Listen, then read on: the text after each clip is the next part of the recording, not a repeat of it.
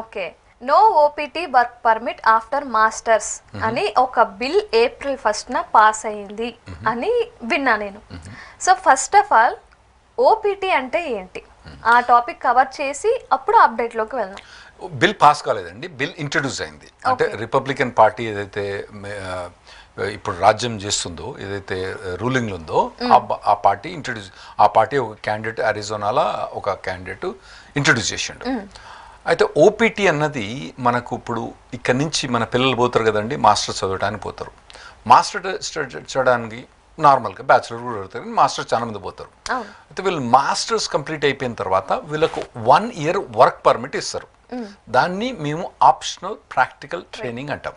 అది work permit. ఆ work permit తోటి వాళ్ళు వాలంటీర్గానే చేసుకోవచ్చు, లేదా పెయిడ్ జాబ్స్ అని చేసుకోవచ్చు అండి.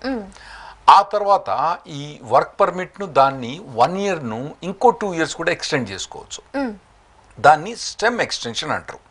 ఒకవేళ కనుక వీళ్ళ డిగ్రీలు ఏదర్ మాస్టర్స్ డిగ్రీలు కనుక కంప్యూటర్ సైన్స్లా, ఇంజనీరింగ్లా, సైన్స్లో ఇటువంటి ఏమైనా ఫీల్డ్ ఉంటే ఆ ఓపీటీ అన్నది 1 ఇయర్ని ఇంకో 2 ఇయర్స్ అంటే మొత్తం 3 ఏళ్ళు పొడిగించుకోవచ్చు. అయితే ఇది ఎందుకు వాడతారంటే నార్మల్గా మీరు మాస్టర్స్ కంప్లీట్ చేయగానే ఆడ మనకు H1B కోసం చాలా రిక్వైర్మెంట్ ఉంటాయి అన్నట్టు. ఒకటి ఏంటంటే H1B లాటరీ అన్నట్టు. అది నలుగురిలో 3 ఒకరికి తగులుతా ఉంటుంది లాటరీ. ఆ లాటరీ ఇంకోటి అది ఏప్రిల్ అప్లై చేస్తే అక్టోబర్లో వస్తుంది. రైట్, మన క్యారియర్ గైడ్ మనం అంతకుముందు ఎడ్యుకేట్ చేసినాం కదా, ఏప్రిల్ అప్లై చేస్తే అంటే మార్చ్లో లాటరీ అప్లై చేసి వచ్చిన తర్వాత లాటరీ తగిలిన తర్వాత ఏప్రిల్ అప్లై చేస్తే అక్టోబర్ దానికి ఉంటుంది. కాకపోతే వీళ్ళు గ్రాడ్యుయేట్ కాగానే, నార్మల్ గ్రాడ్యుయేట్ అయితే మే జూన్లో గ్రాడ్యుయేట్ అవుతారు. గ్రాడ్యుయేట్ కాగానే అక్కడ కంపెనీలు వీళ్ళకి రెడ్ కార్పెట్ పెట్టుకొని రారానైనా మీకు H1 చేస్తామని ఉండదు. అట్లా వీళ్ళు ఏం చేయాలంటే మొదలు కొద్దిగా స్ట్రగుల్ చేస్తున్నట్టు. ఈ ఓపీటీ అన్నది అన్పెయిడ్ ఇంటర్న్షిప్ తీసుకొని లేదా పెయిడ్ ఇంటర్న్షిప్ తీసుకొని మెల్లగా స్ట్రగుల్ చేసి జాబ్ మొదలు పెడతారు అన్నట్టు. దాంతో ఏమైందంటే అక్కడి నుంచి H1B ట్రాన్సిషన్ ఈజీ అయిపోద్ది. అది ఓపీటీ అండ్ స్టెమ్ ఎక్స్టెన్షన్. మరి రెగ్యులర్ ఓపీటీకి ఈ స్టెమ్ ఓటీపీ ఎక్స్టెన్షన్కి డిఫరెన్స్ ఏంటి? రెగ్యులర్ ఓపీటీ అన్నది ఫస్ట్ 1 ఇయర్ అంటే మీరు గ్రాడ్యుయేట్ అయిపోయిన తర్వాత ఫస్ట్ 1 ఇయర్ ఓపీటీ ఇస్తారు. ఇచ్చిన తర్వాత స్టెమ్ ఎక్స్టెన్షన్ అంటారు దాన్ని. ఓకే, దాన్ని ఓపీటీ అన్నారు, స్టెమ్ ఎక్స్టెన్షన్ అంటారు. అదే ఫస్ట్ ఓపీటీ 1 ఇయర్ ఉంటుంది, స్టెమ్ ఎక్స్టెన్షన్ అనేది 2 ఇయర్స్ ఉంటుంది అన్నట్టు. ఆ స్టెమ్ ఎక్స్టెన్షన్ అన్నది మీరు ఓన్లీ మీ డిగ్రీ, స్టెమ్ డిగ్రీ అంటారు. అంటే సైన్స్, టెక్నాలజీ, ఇంజనీరింగ్ అటువంటి వాటిలలో ఉంటే మీకు ఇంకొక 2 ఇయర్స్.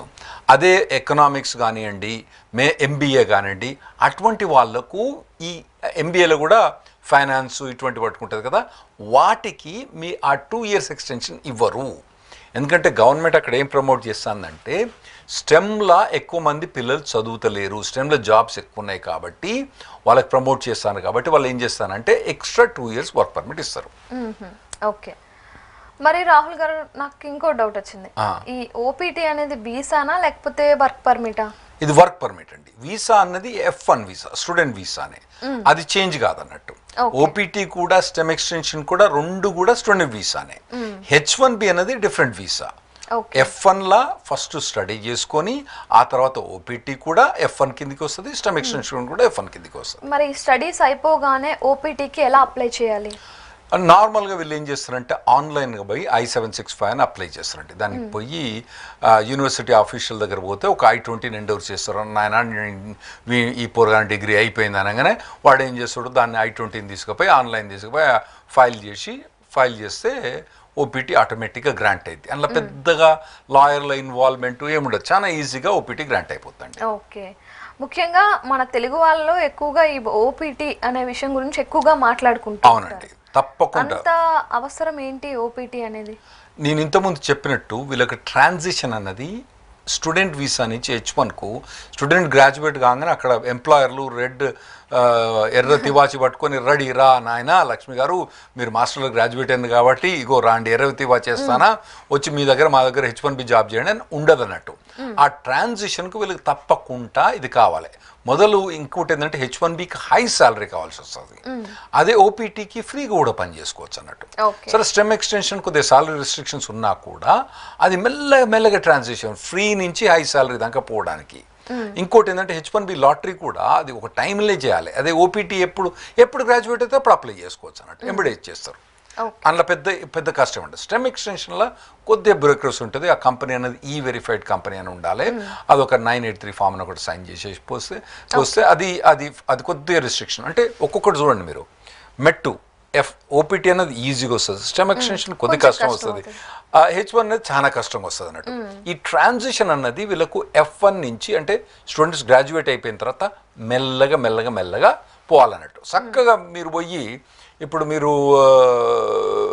ఎక్సర్సైజ్ పోయిన అనుకోండి, మొదలే పోయి 100 కేజీలు లిఫ్ట్ చేయరు కదా, మొదలు 10 కేజీలు లిఫ్ట్ చేయాలి, తర్వాత 20 కేజీలు అట్లా మెల్లగా లిఫ్ట్ చేసుకుంటూ పోవాలన్నట్టు. ఈ ఓపీటీ స్టెమ్ ఎక్స్టెన్షన్ అన్నది అటువంటి ట్రాన్సిషన్ అన్నట్టు. ఇంకోటి ఏంటంటే ఈ ఓపీటీ పర్పస్ ఎప్పుడైతే కాంగ్రెస్ అంటే మా దగ్గర పార్లమెంట్ ఎప్పుడైతే ఇంట్రడ్యూస్ చేసిందో దాని పర్పస్ ఏంటంటే ఎవరు కూడా బ్యాచిలర్స్ డిగ్రీ కానీ మాస్టర్స్ డిగ్రీ కానీ యూఎస్లో చేసినప్పుడు ఒకవేళ వాళ్ళ దేశానికి పోయేటప్పుడు ఉట్టి డిగ్రీ చేస్తే వాళ్ళకు వాల్యూ ఉండదు, ఎడ్యుకేషన్ కంప్లీట్ కాదు. వాళ్ళకు ఆప్షనల్ ప్రాక్టికల్ ట్రైనింగ్ అని ఒక ఏడాది దాకా ఇంటర్న్షిప్స్ కానీ జాబ్స్ కానీ చేస్తే ఆ డిగ్రీ యొక్క వాల్యూ పెరుగుతుంది. ఇప్పుడు మీరు ఒక టీవీ జర్నలిజంలో మీరు ఒక డిగ్రీ చేసి అనుకుందాం, టీవీ జర్నలిజం డిగ్రీ చేసి ఇక్కడ రాగానే మీరు డైరెక్ట్ ప్రాక్టీస్ చేసిన దానికన్నా ఒక 1 year మీరు అక్కడ ఎక్కడన్నా ఇంటర్న్షిప్ కానీ జాబ్ కానీ పనిచేసి ఎట్లా ఉంటుందండి, అప్పుడు వాల్యూ ఎక్కువ ఉంటుంది కదా. అట్లా అన్నట్టు ఎంబీఏ చేసిన అతను కూడా ఒక 1 year అట్లా జాబ్ చేస్తే బాగుంటుంది అన్నట్టు. దానికోసం దీన్ని ఇంట్రడ్యూస్ చేసిన అన్నట్టు. సో అది మంచి పర్పస్ కోసమే ఇంట్రడ్యూస్ చేసిన, మంచి పర్పస్ కోసమే వాడుకున్నారు కూడా ఇంత మటుకు. మరి మన ఇండియా నుంచి ఎంతమంది ఈ ఓపీటీని వాడుకుంటున్నారు, ఎస్పెషల్లీ హైదరాబాద్ నుంచి? ఇప్పుడు మన హైదరాబాద్ నుంచి దాదాపుగా 1,00,000 మంది స్టూడెంట్స్ పైన అక్కడ స్టూడెంట్ వీసా మీద ఉన్నారండి. 1,00,000 మంది ఈజీగా ఉంటారు. అంటే హైదరాబాద్ అంటే మన 2 తెలుగు రాష్ట్రాలు కూడా కలిపేద్దాం, 1,00,000 మంది ఉంటారు. ఇందులో ఓపీటీ వాడన్నాడు ఎవడు లేడండి. నేను ఓపీటీ వాడను అనుకునేవాడు ఎవడు లేడు. తర్వాత ఇప్పుడు మన దగ్గర నుంచి స్టూడెంట్ వీసా మీద పోయి ఇప్పుడు ఓపీటీ మీద ఉన్న వాళ్ళు కానీ స్టెమ్ ఎక్స్టెన్షన్ మీద ఉన్న కానీ వాళ్ళని వదిలేయండి. H1 ఇక్కడ నుంచి స్టూడెంట్ వీసా మీద పోయి H1Bకి ట్రాన్సిట్ అయిన అంటే H1Bకి చాలా మంది మూవ్ అయిన కదా మనకు తెలుసు కదా. అయితే అందులో దాదాపుగా 98% పర్సన్స్ అందరూ కూడా ఓపీటీ వాడుకొని H1Bకి పోయినారు. అది మాత్రం ఖచ్చితం.